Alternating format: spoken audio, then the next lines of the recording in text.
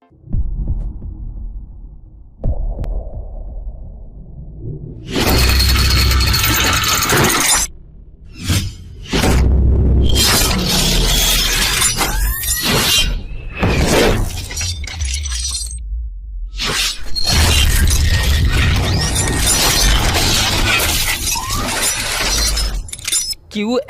Creation YouTube চেনেললৈ আপোনালোকক স্বাগতম।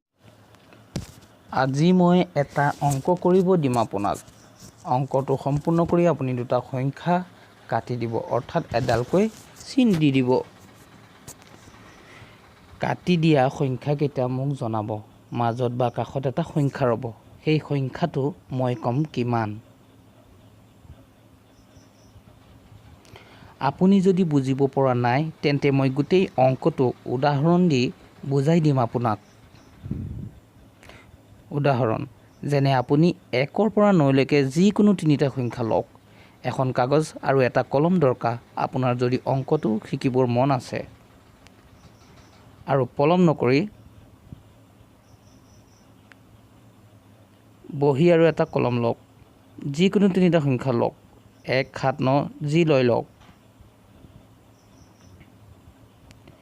1, 7, 9 যদি আপুনি ল'লে তেতিয়া 1, 7, 9ৰ যোগফল হ'ল 17। 1, 7, 9টোৰ ওপৰত পাতি 17ৰ যোগফলটো তলত পাতি তাক বিয়োগ কৰি দিয়ক। বিয়োগ কৰি দিওঁতে পালে কিমান? 162। এতিয়া 162 যি তিনিটা সংখ্যা পালে এটা এটা কাটি দিয়ক।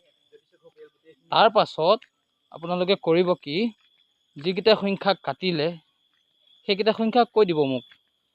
মানে চিন দিয়া বা কাটি দিয়া সংখ্যাকেইটা কৈ দিয়ক কমেণ্ট কৰি। তাৰ পাছত মই ক'ম আপোনাৰ অংকত নকটা সংখ্যাটি। গতিকে অংকটো এবাৰ কৰি চাওক।